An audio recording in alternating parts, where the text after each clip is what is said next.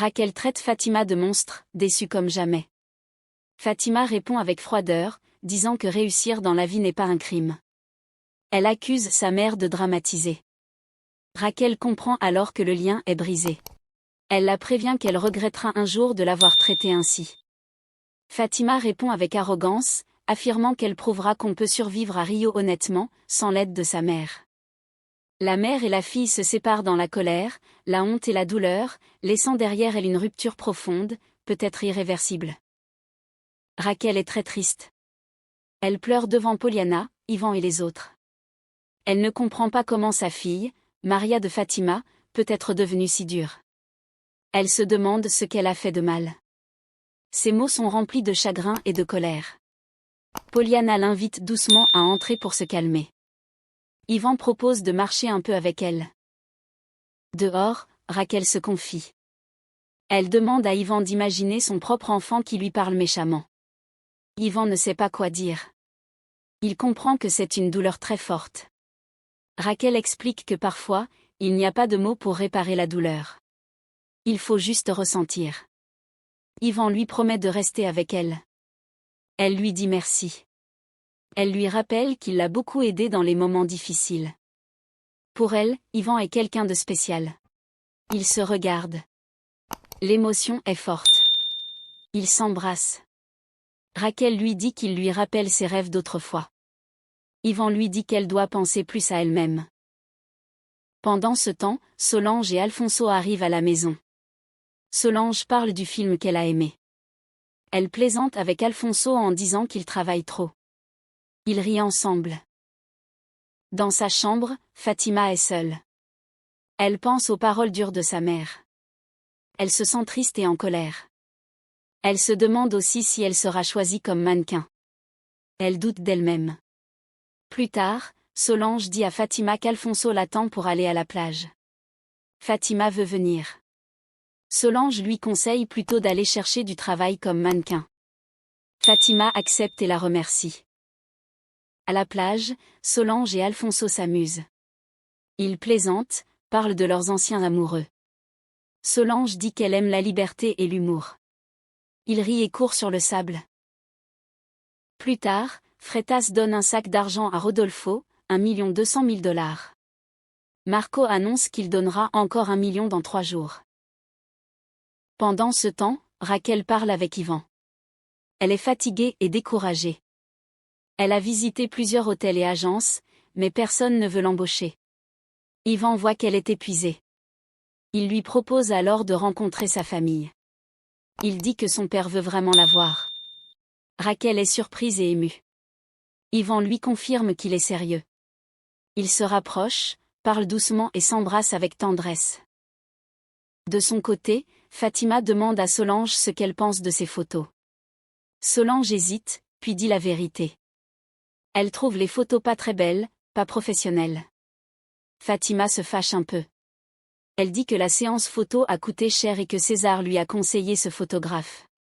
Solange plaisante en disant que César l'a sûrement arnaqué.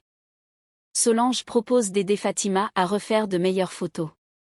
Fatima doute. Elle ne sait même plus si elle veut être mannequin. Elle parle plutôt de devenir influenceuse. Solange lui dit que pour réussir, il faut travailler. Elle lui conseille de suivre un cours de mannequinat en ligne. Fatima n'aime pas étudier, elle grimace. Solange insiste. Sans apprendre, on n'avance pas. Finalement, Fatima accepte, même si elle n'est pas très convaincue. Très tôt le matin, Raquel est déjà debout. Elle parle avec Poliana. Elle a préparé un gâteau, du pain et du café. Il est seulement 6h30. Raquel part chercher du travail.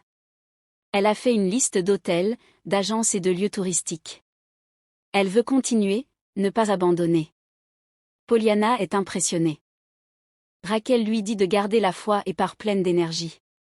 Plus tard, Marco, Renato et Thiago discutent. Marco parle de jet privé. Il veut que Thiago fasse un vol d'essai avec lui. Thiago refuse calmement. Marco se met en colère. Il dit que son fils ne veut rien faire dans la vie. Selon lui, Thiago devrait sortir, se marier, acheter une voiture. Thiago explique qu'il a souffert après la pandémie.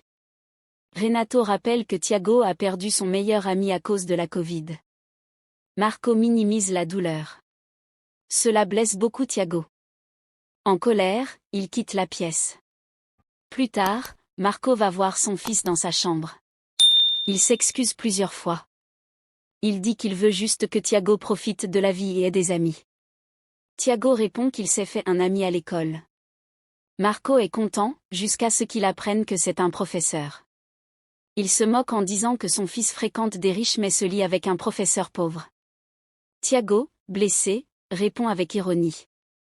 Il dit à son père de faire une liste des qualités d'un ami et d'en acheter un sur mesure. Puis il sort de la chambre, laissant Marco seul, plein de regrets. Raquel continue à chercher du travail. Elle va de bureau en bureau. Elle sourit, se présente gentiment à Maria puis à Miguel. Elle serre des mains, remercie les gens et repart. Ensuite, Ivan parle avec Alded. Il lui demande un service secret. Il veut le code du système financier de la TCA.